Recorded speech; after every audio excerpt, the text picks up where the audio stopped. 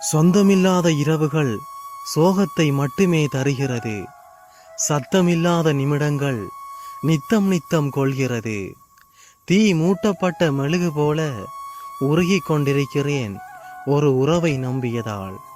சரியா தவறா என்று கூட சரியாக தெரியவில்லை. உண்மையில் நான் கண்ணீரில் கரைகிறேன். மற்றவர்களின் வழிகளை தெரிந்த உறவுக்கு எனது வழிகள் தெரியாமல் போனதா? யார் யாருக்கோ ஆறுதல் கூறும் உறவுக்கு எனக்கு மனமுண்டு என்பது மறந்து போனதா? புரியும்படி பலமுறை கூறிவிட்டேன்.